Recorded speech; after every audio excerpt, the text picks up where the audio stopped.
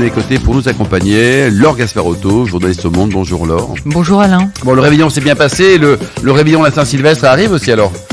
Alors pour le réveillon de Noël, je ne bois rien parce que je l'ai faite avec mes enfants qui sont trop petits pour boire. Mais pour le Nouvel An, je ferai quelque chose. Vous allez faire un petit peu la fiesta. Je me Quoi. rattraperai. Le programme est déjà prêt ou alors ça va être une surprise quoi.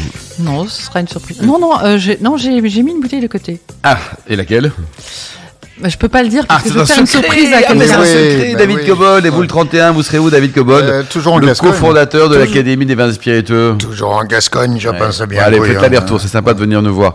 InVino Sud Radio a le plaisir d'accueillir Perrine Lambert du domaine des Pasquiers. Nous sommes dans la vallée du Rhône. Bonjour Perrine. Bonjour Alain, bonjour à tous. Alors, votre histoire de vin, là, c'était pas vous, mais ça débute en 1935. Oui, c'est ça, c'est mon arrière-grand-père qui a créé le domaine en 1935. Ouais. Et, Ouais, je me disais, vous le faites pas, hein.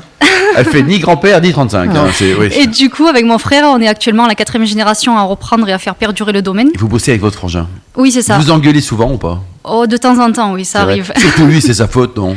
Ouais, généralement, oui. Évidemment. ouais. Vous êtes basé où dans la vallée du Rhône? Parce Donc, qu'elle est grande nous, et belle. Hein. précisément, on est sur Sablé, c'est un petit village, on est situé juste à côté de Gigondas. Gigondas. Laure, ça On fait n'est pas rêver très ça loin aussi. d'Avignon. Oui, mais j'étais passée au domaine des Pasquiers il y a un certain temps. Vous êtes en bio, n'est-ce pas? Oui, on est en bio, on est certifié depuis 2013. Et je trouve que ce sont des vins vraiment qui m'avaient beaucoup plu à des prix très corrects. Ah oui. Et franchement, mais c'est pour moi l'intelligence paysanne. C'est l'image de l'intelligence paysanne. Vous avez combien c'est d'hectares au total alors aujourd'hui? En production, en ce moment, on a 80 hectares. Ah, quand même, c'est ça. Et quelles Oui. appellations? Alors, on est sur en IGP Vaucluse, Ouais. après en appellation Côte-du-Rhône Village Sablé, Côte-du-Rhône Village Plan de Dieu et un petit peu de Gigondas aussi. Gigondas, David Cobold, c'est une belle appellation, Gigondas aussi. Très belle, oui, avec les dentelles de Montmirail juste au-dessus. Oh, c'est Exactement. beau, c'est beau. De Sablé, on a une très belle vue sur les dentelles de Montmirail. Ah ouais, vous habitez Sablé? Oui, précisément, j'habite à Sablé. J'ai grandi à Sablé, j'ai passé ma jeunesse à Sablé et j'y Votre suis mari il est de retournée. Sablé? J'ai pas de mari. Il faut en trouver un à Sablé. Il y a combien d'habitants? Voilà, Il y a combien d'habitants à Sablé? On est à peu près 1300 habitants. 1300, il y a la moitié de garçons, il y a forcément le bon quoi. Et alors, Il y a un salon du livre aussi à Sablé. Ah oui, c'est Oui, vrai. exactement.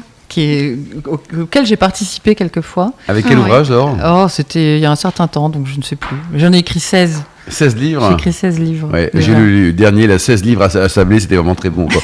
Racontez-nous, donc vous avez que du rouge, vous avez du blanc, vous avez les trois couleurs. Alors, on a principalement du rouge, après on a un peu de blanc et également un peu de rosé. Et c'est mon frère, quand il est arrivé sur le domaine en 2013, qui lui a voulu planter des blancs parce qu'auparavant on avait uniquement des cépages rouges. Et du coup, il a voulu planter des blancs. Donc maintenant, on fait un Côte-du-Rhône Village Sablé en blanc. Cette année, pour la première année, on a un IGP en blanc en roll, 100% roll. Et à l'avenir, mon frère a voulu faire une expérience et a planté sur une nouvelle parcelle les 8 cépages blancs autorisés en Côte-du-Rhône Village, et qui fera en cofermentation et tout Ça, ça. Mais c'est en ça, gros c'est blanc, intéressant. tout est mélangé? Oui, sur la même parcelle, il y a les 8 cépages. Bon, après, c'est une toute petite parcelle, c'est Ouais. vraiment, on va dire, Bah, pour c'est marrant, s'amuser. ça. Oui, Ouais. voilà. David Cobold, vous, qu'à vous amuser? Je trouve que c'est une très bonne idée et c'était comme ça qu'on faisait le vin autrefois. Les cépages étaient coplantés. Ma question concerne la place des blancs dans la commercialisation aujourd'hui qui a tendance à augmenter, si je ne Oui, de m'abuse. plus en plus, le blanc, la consommation de blanc augmente de plus en plus. Chez vous, C'est- ça représente quelle part de la production à peu Nous, près c'est. Je ne saurais pas vous dire précisément, mais nous, c'est vraiment minime. Pour l'instant, on n'avait qu'un hectare en production. Mais ça augmente. Sur 80? Oui. Ah oui, Donc c'est c'est tout pour ça petit que quand même, là, on a doublé notre. Dans quelques années, on va doubler la production en sablé blanc. On a un hectare aussi en roll qui rentre en production cette année. Et donc là, mon frère a voulu planter une À toute fond le petite blanc, parcelle. quoi. Oui, on C'est essaye de du- Parce développer que au maximum il y le a- blanc. Excuse-moi, alors, il n'y a pas très longtemps, j'ai goûté d'une autre appellation tout proche, Kéran, les blancs. Oui. comment, David mais remarquables, et y compris en tenue de vieillissement. Ah oui. Et moi, je ne pensais pas que ces vins allaient tenir. En fait, il y avait des vins qui avaient 8-10 ans et c'était excellent. Et ça gagnait en complexité. Donc, je trouve qu'il y a quand même un énorme potentiel pour les blancs. Oui, Tant oui, mieux, c'est Perrine, sûr. hein, c'est prometteur. Mais Laure depuis l'année dernière, Gigondas, l'appellation A Gigondas autorisé a autorisé les blancs. Donc C'est ça ça. signifie Ah, il y a aussi... Gigondas blanc maintenant. Maintenant, oui, depuis le Oui. millésime 2023 est le premier millésime officiel de Gigondas blanc. Et ça vaudrait le coup aussi de planter du blanc dans Mais cette c'est appellation. notamment ce qu'on va faire nous en avril, vers avril de l'année prochaine, parce qu'on a arraché une parcelle du coup sur Gigondas, et donc il y avait uniquement En des blanc, vous rouges allez le avant. planter? Et là, dans le futur, on va planter à moitié une bonne partie en grenache Ouais. rouge, et une petite partie en grenache blanc. Mais en fait, il y a des clairettes à Châteauneuf-du-Pape pas en grenache blanc, pardon. Oui, la clairette se révèle très bien dans cette zone-là, et à Châteauneuf-du-Pape, on le voit. Depuis le début de Châteauneuf-du-Pape, on a le droit de faire du rouge et du blanc, et en fait, le blanc était un peu cantonné à Châteauneuf, et heureusement... Qui est délicieux d'ailleurs. Hein. Qui est délicieux. Et qui vieillit très très bien. Ouais. David Cobol, on arrive quand même, on écoute Perrine, on écoute son frère. Quel est le prénom du frangin ? Mathieu. Mathieu, on vous embrasse aussi Mathieu. Il y a une notion de temps long dans le vin, c'est-à-dire qu'on décide, il y a du rouge, on va passer sur le blanc, faut planter, faut arracher, enfin, on n'est pas dans le plaisir immédiat, c'est-à-dire que ça s'attend tout ça. Hein. C'est une vraie question, je dirais que la conception d'un vin est plus longue que la conception d'un véhicule automobile. Et qu'aucun enfant. Beaucoup plus long qu'un enfant. Parce qu'on parle quasiment d'une génération là.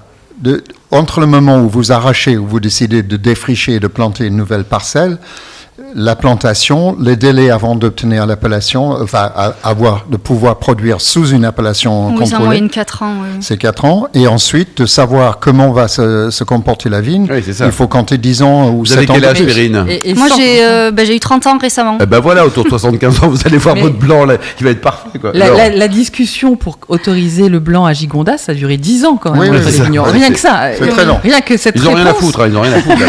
Non, et ce qu'on ne compte pas, c'est après le temps de vieillissement de la bouteille. Oui. Parce que il faut la mettre en bouteille et tu attends le vin. Est-ce que vous vendez bien vos vins ? C'est-à-dire que vous avez des circuits de distribution, parce que le produire, c'est bien, c'est un super beau métier, mais après, il faut le vendre, parce que autrement, ça s'entasse partout. Oui. Là, nous, ça va, on arrive tout à vendre en bouteille. C'est mon oncle et mon père quand ils ont repris l'exploitation dans les années 2000, qui ont tout vendu, qui ont commencé la commercialisation en bouteille, parce qu'avant, c'était uniquement en vrac. Et donc, à l'heure actuelle, on vend tout en bouteille. Et donc, nous, on vend à peu près 40% à l'export et le reste en France, sur différents réseaux de distribution. Et au total, donc vous allez également faire un peu de commercial, vous aidez un peu oui, les c'est anciens, ça, c'est plus la partie que je gère moi, du coup, la partie administrative et commerciale. Tandis que mon frère est plus du côté technique et plus dans les vignes au niveau de la cave. Et au niveau, on parlait de la sécheresse récemment dans une précédente émission. Vous souffrez également de la sécheresse dans la vallée Rhône, de cette partie-là ? Oui, on en souffre tous les ans, oui. Les rendements sont de combien à peu près ?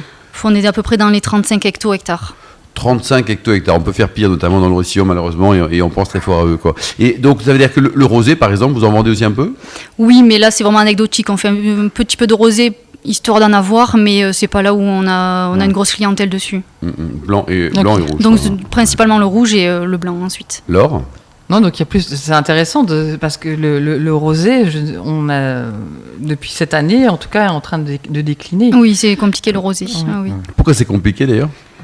Parce que je pense que la consommation de rosé diminue certainement, et le blanc augmente, le rosé diminue un peu. Oui. Comme le rouge. Et le rouge aussi, parce que là, vous avez quand même une grosse. Diminue. Vous sentez qu'il y a une demande quand même qui ralentit un peu pour les vins rouges ? Oui, après c'est un peu de manière globale, générale, on va dire en ce moment, depuis quelques années dans la vallée du Rhône, mais bon.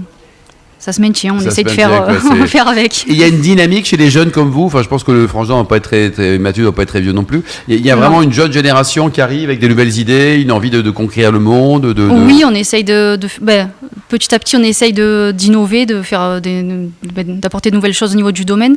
Mon frère, donc lui, c'est vraiment sur la partie vinification et la partie vigne, où il fait pas mal d'expériences. Où depuis quelques années, il teste l'enherbement dans les vignes. Après, il y a il fait d'autres expériences, on va dire, en parallèle. Qu'est-ce qu'il fait, par exemple ? Parce que là, vous souriez, là, ça m'intéresse. Il fait, donc là, c'est vraiment une expérience pour l'instant, mais c'est le vermicompostage. Le vermicompostage, c'est-à-dire qu'on prend quoi, des trucs qui traînent partout, là, qui sont en fait, c'est le fait. Ah, mais ça pour le 31, le réveillon du 31, une petite entrée là. En fait, c'est très bien le vermicompostage. Vous êtes anglais, vous aimez tout, vous les anglais, de toute façon.